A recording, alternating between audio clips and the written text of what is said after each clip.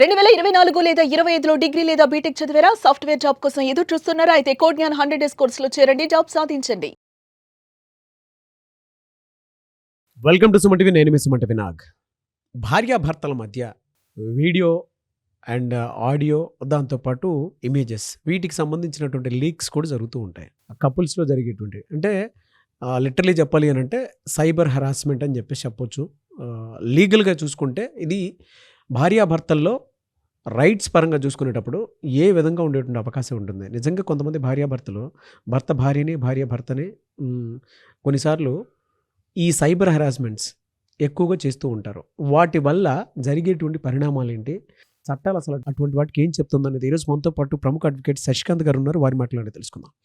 Hello sir. నమస్తే sir, రెగ్యులర్గా మనం చూసేటువంటి రెగ్యులర్ లైఫ్లోనే కామన్గా మన ముందు ఉన్నట్టే ఉంటారు, కానీ వెనక మాత్రం చాలా జరిగిపోతూ ఉంటాయి సార్. భార్య పాస్వర్డ్లు భర్తకు తెలిసిపోతూ ఉంటాయి, భర్త పాస్వర్డ్లు మాత్రం భార్య ఖచ్చితంగా కావాలనుకున్నటువంటి వాళ్ళు ఉన్నారు. భార్య ఫోను 5 days 10 days భర్త దగ్గరే ఉండి మొత్తం అబ్జర్వ్ చేయాలనుకునేటువంటి వాళ్ళు ఉన్నారు.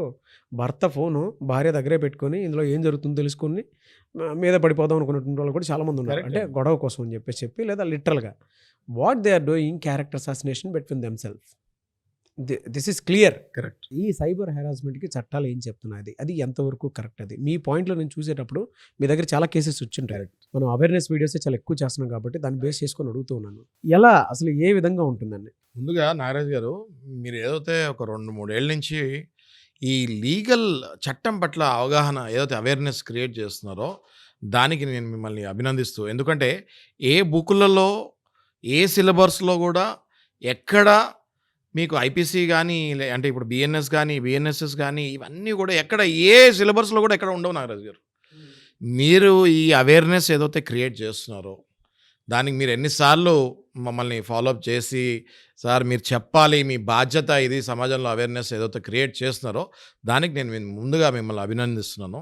థ్యాంక్ యూ అండి. Thank you. అయితే ఇవాళ మీరు ఏదైతే టాపిక్ తీసారో ఇది ఒక అద్భుతమైన టాపిక్ అండి. ఇది చూసే వ్యూవర్స్కి చాలామందికి కనెక్ట్ అవుతుంది. ఎందుకంటే ఒక భార్య భర్త అనగానే బేసిక్గా ఆ భర్త ఏమనుకుంటాడంటే ఇంకా భార్యకి ఏమీ ఇండిపెండెన్స్ లేదు, ఏమీ ప్రైవసీ లేదు, ఇంకా సర్వస్వం whatever it is I can see అని అనుకుంటాడు. భార్య కూడా అలాగే. ఇంకా భర్త అనగానే ఇంకా భర్తకి ఎటువంటి ప్రైవసీ లేదు, ఏమీ ఇండిపెండెన్స్ లేదు, ఇంకా మాకు పెళ్ళి అయిపోయింది, కంప్లీట్గా భర్త ఏం చేస్తున్నాడో నాకు తెలియాలి అని అనుకుంటుంది భార్య. అది ప్రేమతో అనుకుంటే పర్వాలేదు. ఎప్పుడైతే వీళ్ళిద్దరూ ఒకరిపై ఒకరికి ప్రేమ విపరీతమైన ప్రేమ పొసెసివ్నెస్గా మారి అనుమానంతో ఎప్పుడైతే అనుకుంటారో అప్పుడు సమస్యలు స్టార్ట్ అవుతాయి. ఫర్ ఎగ్జాంపుల్, భార్య ఫోన్ ఉంది, భార్య ఫోను భర్త ఆల్మోస్ట్ ఒక డైలీ 4 to 5 hours ఆయన జోబులోనే పెట్టుకుంటే ఇంకా ఆ భార్యకి ప్రైవసీ ఏముంటుందండి? ఆ భార్య బాయ్ ఫ్రెండ్స్తో చాట్ చేస్తున్నట్టు కాదు కదా దాని అర్థం. భార్య మేబీ వేరే వాళ్ళ చిన్ననాటి అమ్మాయిల ఫ్రెండ్స్ తోటి కూడా మాట్లాడుతుండొచ్చు, వాళ్ళ కొలీగ్స్ తోటి ఏదైనా చాట్ చేస్తూ ఉండొచ్చు, వాళ్ళిద్దరి మధ్యలో ఏ డ్రెస్సులు వేసుకుంటున్నాము, ఎలా ఉంటుంది ఏంటి అన్నది కూడా మాట్లాడుతుండొచ్చు. మరి ఒక భార్య తన స్నేహితురాలతో మాట్లాడేటప్పుడు తన స్నేహితురాలు ఇచ్చే రిప్లైస్తో కొంచెం పర్సనల్ కూడా మాట్లాడుకోవచ్చు కదా వాళ్ళు. అవును. ఎలా ఉంటాయి, ఇక్కడ ఎలా ఉంటాయి బట్టలు, అక్కడ ఎలా ఉంటాయి బట్టలు అని పర్సనల్గా కూడా మాట్లాడుకోవచ్చు కదా. మరి భార్య స్నేహితురాలు భార్యకి పెట్టే మెసేజ్లు అన్నీ కూడా ఈ భర్త చదువుతాము, ఎంతవరకు ఆ భార్య అంగీకరిస్తుంది, ఎంతవరకు ఆ భర్త చేసే పని కరెక్ట్? అవును. భార్య ఫోన్లో ఉంది, చాలాసేపు ప్రతిరోజు ఫోన్లో ఉంటుంది అంటే భర్త కంపల్సరీగా ఈమెకి ఎఫైర్ ఉంది అని అనుమానం పడకూడదు. ఆ భార్య సోషలైజింగ్ ఎక్కువ చేస్తుందేమో, ఫ్రెండ్స్ ఎక్కువ మంది ఉంటారేమో, ఇన్స్టాలో ఎక్కువసేపు ఉంటుందేమో, చాలామంది పాత ఫ్రెండ్స్ని కూడా పలకరిస్తూ ఉంటుందేమో, వాళ్ళ కెరియర్లు ఎలా ఉన్నాయని అనుకుంటుందేమో, ఈమె కెరియర్ గురించి కూడా వాళ్ళతో డిస్కస్ చేస్తుందేమో, వాళ్ళ అమ్మాయిలే ఉండొచ్చు.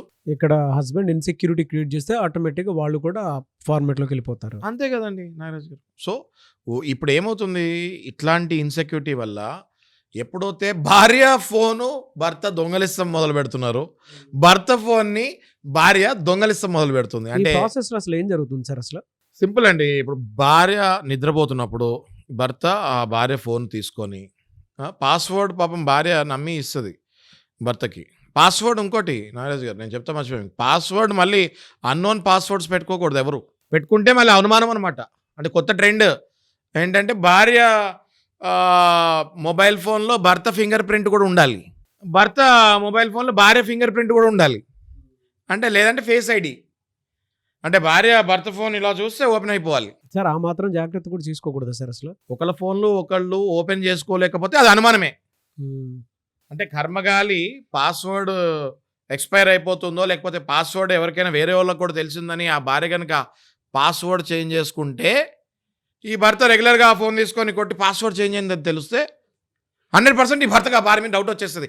అలాంటి సొసైటీలో అలాంటి సందర్భాల్లో ఇప్పుడు మనం ఉన్నాం. మరి ఎలా సార్ అంటే లీగల్గా చూసుకుంటే ఏది తప్పు ఏది తప్పు కాదు? చూడండి, ఎప్పుడైతే ఒకళ్ళ ఫోన్ ఒకళ్ళు భార్య అయినా భర్త అయినా అండి నాగరాజు గారు, they will have their privacy, they will have their independent life, there individual rights. Okay, భర్త ఊపిరి పీలిస్తే భార్య పీల్చుకున్నట్టు కాదు కదా, రైట్? భార్య కూడా ఊపిరి పీల్చుకోవాలి కదా. అలాగే ఎవరి ప్రైవసీ వాళ్ళకు ఉంటుందండి, రైట్? ఎప్పుడైతే భార్యకి తెలియకుండా భర్త ఇంకా విపరీతంగా ఎవ్రీ టైం వెళ్ళి అలా చాట్స్ని ఫొటోస్ తీసుకుంటాము, మా ఫొటోస్ ఎవరితో వాళ్ళ ఫ్రెండ్స్తో దిగుతుందో అది ఫార్వర్డ్ చేయించుకుంటాము, మెసేజ్లో ప్రతి మెసేజ్కి వెళ్ళి దానికి ఎలుగుతాము, దాన్ని మళ్ళీ ఫోటోలు తీసుకుంటాము. ఎప్పుడైతే భర్త ఇట్లాంటి యాక్టివిటీస్ వాళ్ళ ఇన్స్టాలోకి వెళ్తాము, వాళ్ళ ఫేస్బుక్లోకి వెళ్తాము, వాళ్ళ పర్సనల్ మెసెంజర్స్లోకి వెళ్ళి ఈ భార్యకు తెలియకుండా ఎప్పుడైతే ఇవన్నీ ఫోటోలు తీసుకుంటే it is also as good as equal to cyber case. దీంట్లో కూడా ఇన్ఫర్మేషన్ టెక్నాలజీ యాక్ట్ ప్రకారం, ఐటీ యాక్ట్ ప్రకారం 66 అని ఒకటి ఉంది, 72 అని ఉంది. అందులో it talks about privacy of your partner also. She might be your life partner but she is also an individual human being. అది మర్చిపోకూడదు. సెక్షన్ ఐటీ యాక్ట్ ప్రకారం సెక్షన్ 66, సెక్షన్ 72 ప్రకారం చూసుకుంటే మీ ఇండివిజువల్ రైట్స్ని ఎప్పుడైతే లాగేసుకుంటారో అది భర్త అయినా వేరేవాడైనా ఒకటే. Same punishment is applicable to the life partner also if the wife goes and complains in the cyber police station. Narayana గారు, ఇప్పుడు నేను చెప్పబోయేది 100కి 100% జరుగుతుందో లేదో మీరు చెక్ చేసుకోండి. మీరు కింద కమెంట్స్ బట్టి, మనకి చూసే వీక్షకుల కమెంట్స్ బట్టి మీకు క్లియర్గా తెలిసిపోతుంది. కొంతమంది భర్తలు భార్యలు ఏం చేస్తారంటే బేసిక్గా వాళ్ళ చాటింగ్ నార్మల్గా ఉన్నా కూడా అందులో నుంచి ద్వంద్వ అర్థాలు తీస్తానికి ఈ చాట్ని వాళ్ళ ఫొటోస్ తీసి లేదా స్క్రీన్ షాట్స్ తీసి పంపించుకొని మళ్ళీ వెంటనే భార్య ఫోన్లో డిలీట్ చేస్తాం జరుగుతుంది. అప్పుడప్పుడు దాన్ని డైరెక్ట్గా వీళ్ళ కెమెరా నుంచే, అంటే వీళ్ళ ఫోన్ నుంచే నిద్రపోయే టైంలో ఫోటోలు తీస్తాం జరుగుతుంది. అది ఎంత విచిత్రంగా అంటే ఆ వైఫ్కి ఎప్పుడైతే వీళ్ళు కోర్టులో డైవర్స్ అప్లై చేస్తారో అప్పటి వరకు అసలు ఆ ఫోటోలు తీసినట్టు కూడా ఐడియా కూడా ఉండదు.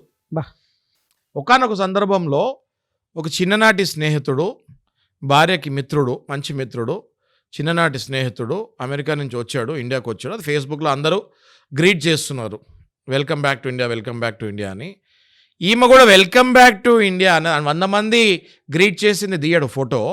ఈమె వెల్కమ్ బ్యాక్ టు ఇండియా అని ఆ అబ్బాయికి, చిన్ననాటి స్నేహితుడికి ఏమైనా మెసేజ్ పెడితే మాత్రం దాన్ని కూడా తీసి ఈ అక్రమ సంబంధాలు అంటగడతారు కొంతమంది సాడిస్ట్ భర్తలు. మరి wife sir same is applicable sir, same is applicable both the sides. Okay, ఎప్పుడైతే భర్త మీద పొసెసివ్నెస్, ఓవర్ పొసెసివ్నెస్ అయిపోతుందో, ఇది జెండర్కి వేరియేషన్ లేదండి నేను చెప్పేది. భార్యలకి ఎంత అప్లికబుల్లో భర్తలకు కూడా అంతే అప్లికబుల్. అది భర్తల మీద కూడా ఓవర్ ప్రేమ, అతి ప్రేమ, ఇన్సెక్యూరిటీ, ఓవర్ పొసెసివ్నెస్ పెరిగిపోయినప్పుడు ఏ చిన్ననాటి స్నేహితురాలతో కానీ లేకపోతే ఆఫీస్లో ఎవరితో మాట్లాడినా కానీ వెంటనే దానికి ద్వంద్వార్థాలు తీసి దాన్ని ఫోటోలు తీసుకొని దాన్ని భద్రపరుచుకొని రేపొద్దున డైవర్సో లేకపోతే ఏదో గొడవ, అనుమానాలు విపరీతంగా పెరిగేసరికి అవతల వాడికి ఎవరికైనా చిరాకు వస్తుంది. గొడవలైనప్పుడు ఫ్యామిలీ ముందు పెద్దవాళ్ళ ముందు వీళ్ళు ఇవన్నీ ఇంకా అప్పుడు ప్రవేశపెడుతూ ఉంటారు. ఒక్కొక్క ఫోటో, ఈ ఫోటో చూడండి, ఈ ఫోటో చూడండి అంటే అప్పుడు కంటెస్ట్ వేరే ఉంటుంది. ఆ కంటెస్ట్లో నుంచి ఫొటోసు, స్క్రీన్ షాట్స్ తీసి ఇవాళ గొడవలో దాన్ని ఇన్వాల్వ్ చేసి దాంట్లో పెట్రోల్ పోస్తే మరి బగ్గుమంటది కదా. మరి ఎలా సార్, ఒకవేళ తప్పు చేశారనుకుందాము, అది ఎట్లా ఐడెంటిఫై చేస్తాం? ఇప్పుడు మీరే అంటున్నారు వాళ్ళ ఫోన్లు పట్టుకోవడానికి, ముట్టుకోవడానికి మీకు ఏ రైట్స్ లేవు, ఇండివిజువల్ రైట్స్ ఎప్పుడూ ఉంటాయి ఐటీ యాక్ట్ ప్రకారం అని చెప్పేసి. కరెక్ట్, డెఫినెట్లీ అండి, డెఫినెట్లీ. అది చాలామందికి తెలీదు. నేనేమన్నా భార్య అంటే ఇంకా భర్త అంటే ఇంకా భార్య మొత్తం కంప్లీట్గా ప్రైవసీ, అసలు నా ఇష్టం అన్నట్టు ఉంటే ఒక కేసు భార్య వేస్తే అప్పుడు అర్థమవుతుంది, ఆహా రైట్, భర్త అన్న కూడా కొంచెం లిమిట్స్ ఉంటాయి. నేను ఒక హ్యూమన్ బీయింగ్ని ఫస్ట్ ఇంట్లో పెంచుకున్న కుక్కని కాదు, నేను హ్యూమన్ బీయింగ్ని ఫస్ట్. నాకు ప్రైవసీ ఉంటుంది, నాకు నా ఫ్రెండ్స్ ఉంటారు, వాళ్ళతో నేను సరదా మాట్లాడే రైట్ నాకు ఉంటుంది. నా జీవితంలో సరదానే ఉండకూడదు అని అంటే భర్త అది శాడిజం కదా. అలాంటి టైంలో కంప్లైంట్ 498A పాటు క్రుయాలిటీతో పాటు సైబర్లో కూడా ఇట్లాంటి కేసెస్ చాలా బుక్ అవుతున్నాయి. ఇప్పుడు అసలు ఫోన్లు ఒకళ్ళొకళ్ళు చూసుకోకూడదు సార్ అసలు. బ్రహ్మాండంగా చూసుకోవచ్చు నాగరాజు గారు. అదేంటి ఇప్పుడు ఇప్పుడు ఫర్ ఎగ్జాంపుల్ భర్త అది బ్యాటరీ స్విచ్ ఆఫ్ అయిపోయింది, భార్య మొబైల్ తీసుకోవచ్చు, కాల్స్ చేసుకోవచ్చు, తప్పేమీ లేదు. ఎవరికో మెసేజ్ పెట్టాలి, ఈయనది బ్యాటరీ స్విచ్ ఆఫ్ అయిపోయింది, తప్పకుండా భార్య మొబైల్ నుంచి మెసేజ్ పెట్టచ్చు, తప్పేమీ లేదు. ఇట్లాంటివన్నీ సహజంగా అవుతాయండి. దొంగచాటుగా భార్యకి తెలియకుండా మొబైల్ తీసుకొని అందులోంచి ఫోటోలు దొంగలిచ్చి గొడవలు అయ్యేటప్పుడు ఆ ఫోటోల్ని బయట పెడితే అది దొంగే కదా. ఏ భర్త అయినా దొంగే కదా అది. ఆ మాత్రం సెక్యూరిటీ చూసుకోరా సార్? తప్పకుండా. ఇప్పుడు భర్త పర్సులో నుంచి 100 రూపాయలు అడగకుండా కూడా భార్య తీసుకోవచ్చు, అది దొంగతనం కాదు. కానీ అదే పరంగా ప్రతిరోజు భర్త పర్సులో నుంచి భర్తకి చెప్పకుండా డబ్బులు తీసుకుంటూ ఉంటే అది భార్య అయినా దొంగతనమే కదా. అది చెప్పి తీసుకోవాలి కదా. ఎస్ సార్, చెప్పి తీసుకోవాలొద్దా? ఇట్లాంటి కేసులు కూడా చాలా చూసాం మేము. ఇప్పుడు ఏ సెక్షన్ కిందకు వస్తుంది సార్ ఇది జనరల్గా?